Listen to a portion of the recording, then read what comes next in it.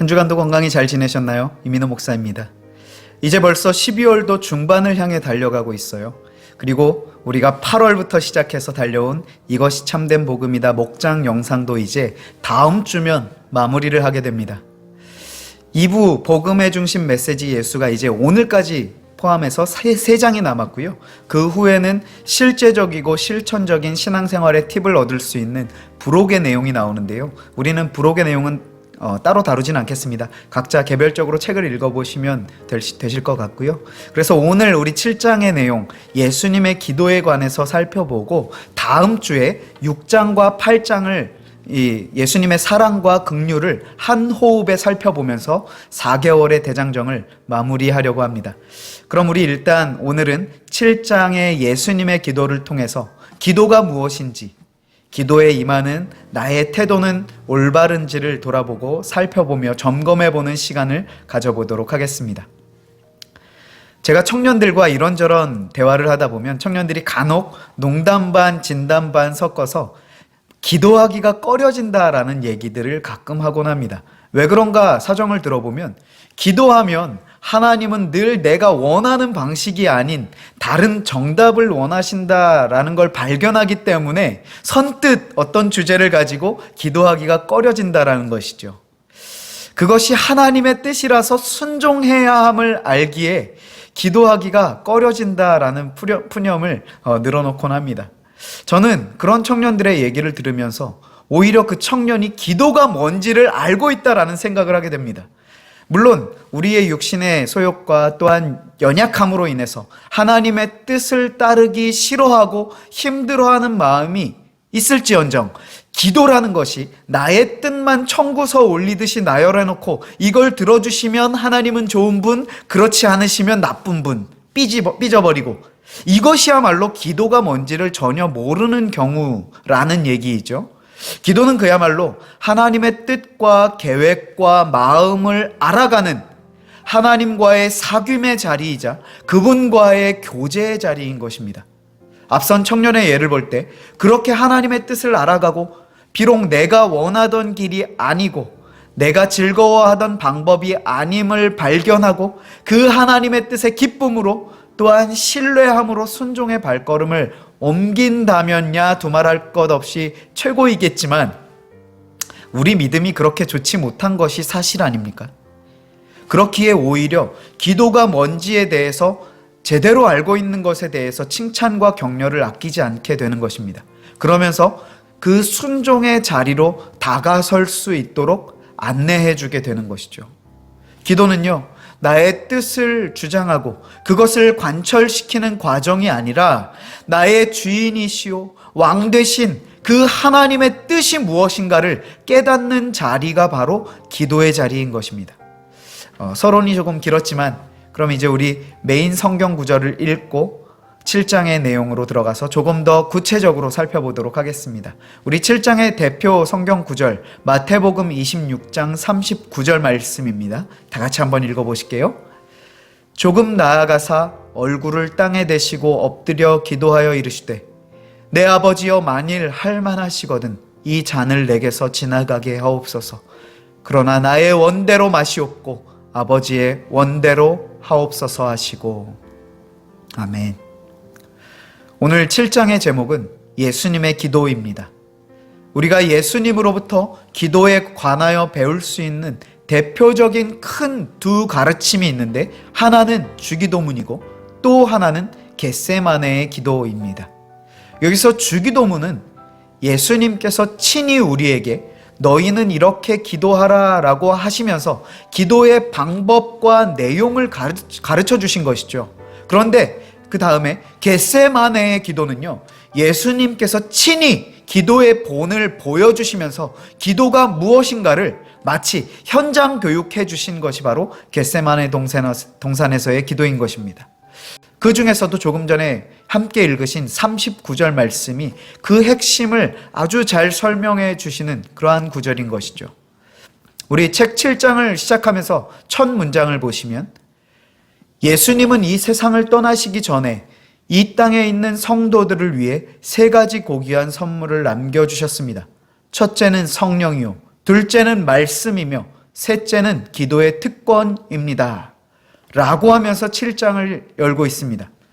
이 땅에서 공생의 사역을 마치시고 승천하시면서 남겨진 제자들과 주님을 믿고 따르는 성도들을 위해서 남겨주신 고귀한 선물을 세 가지로 소개하고 있어요. 그 중에서 마지막 세 번째로 소개하고 있는 기도의 특권은 그야말로 성도의 전 인생에 있어서 매우 중요한 요소가 됩니다. 우리는 오늘 본문에서 예수님의 기도의 본을 통해 기도라고 하는 것이 왜 성도에게 있어서 특권이고 고귀한 선물인가 하는 것을 발견하고 우리 각자의 기도를 점검해 보면서 하나님께서 우리를 향하신 뜻과 계획에 한층 더 자라가고 다가갈 수 있는 이 시간이 되시기를 소원합니다.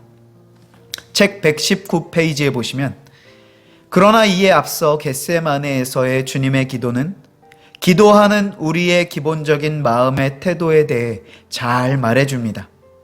예수님은 십자가의 죽음을 앞두고 겟세마네 동산에서 기도하실 때 마음이 매우 고민하여 죽게 되었다고 말씀하셨습니다.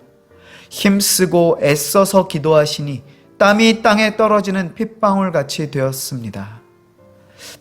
조금 구체적으로 이 상황을 살펴보자면 지금 예수님께서 겟세마네 동산에서 기도하시는 때가 어떤 상황입니까?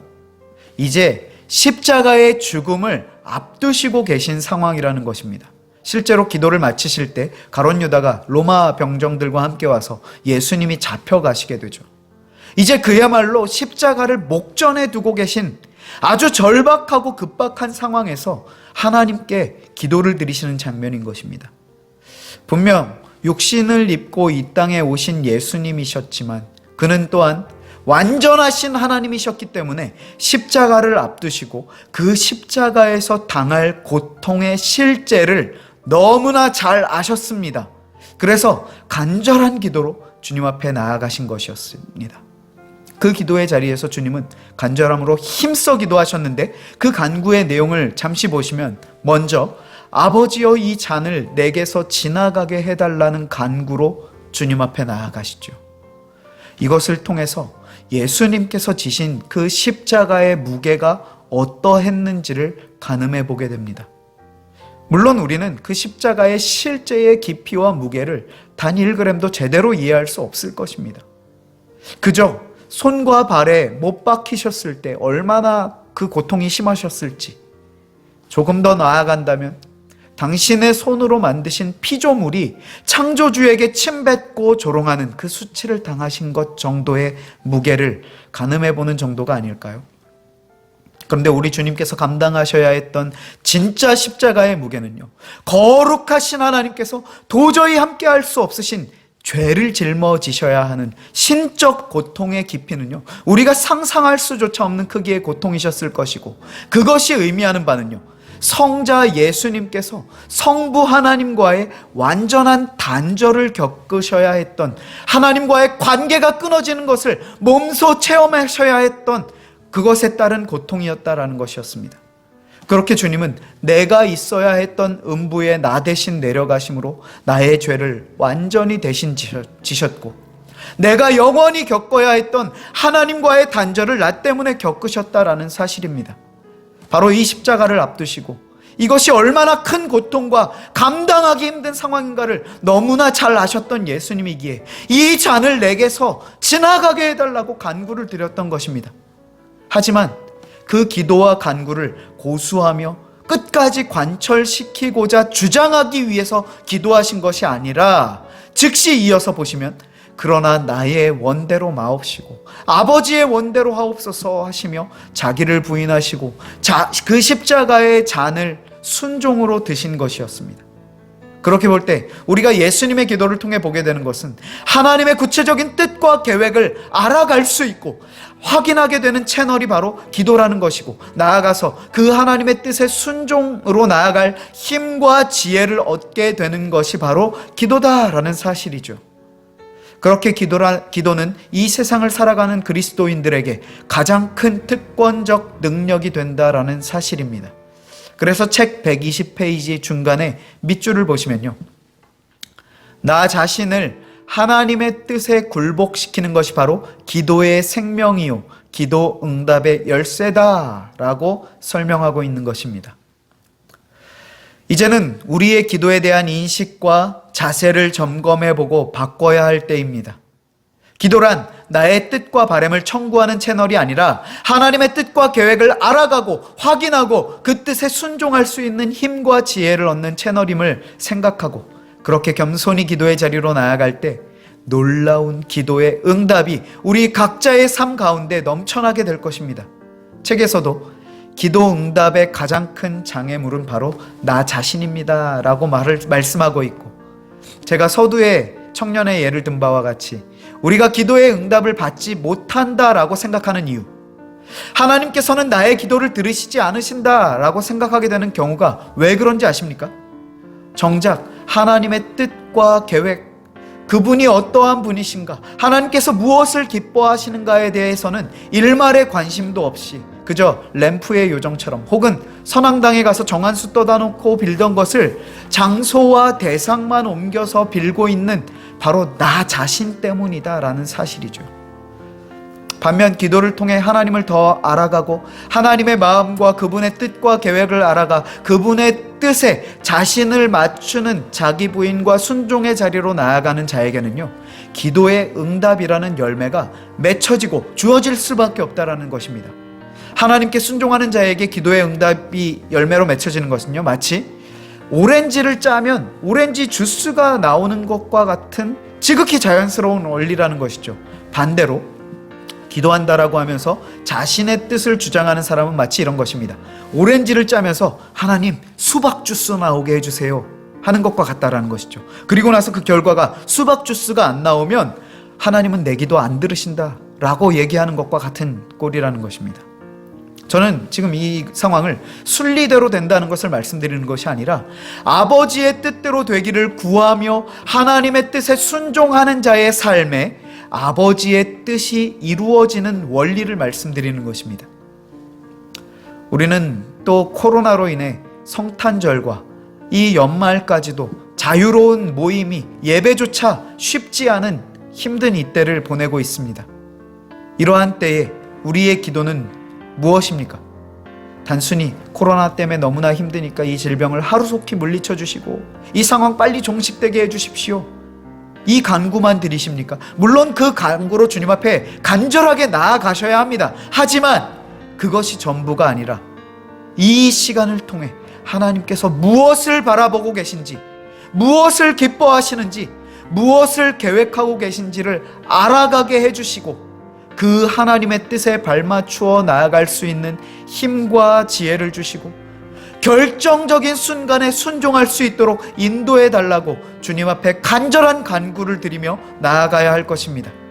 그래서 저는 오늘 이 7장 예수님의 기도의 본을 통해 저 나름대로 기도라는 것을 이렇게 정리해 보았습니다.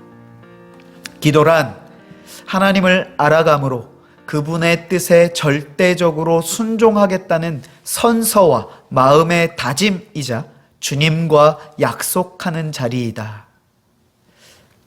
우리 이번 한 주 나의 원대로 마옵시고 아버지의 원대로 하옵소서 선포하셨던 우리 예수님의 기도를 생각하시면서 주님을 닮아가고 따라가는 우리의 믿음의 발걸음 되셔서 연약하고 부족한 우리 인생 가운데 찾아오셔서 친히 이루시며 인도해 가시는 놀라우신 역사를 날마다 체험하며 나아가는 모든 성도님들의 한 주간의 은혜 넘치는 시간 되시길 주님의 말씀으로 축복합니다.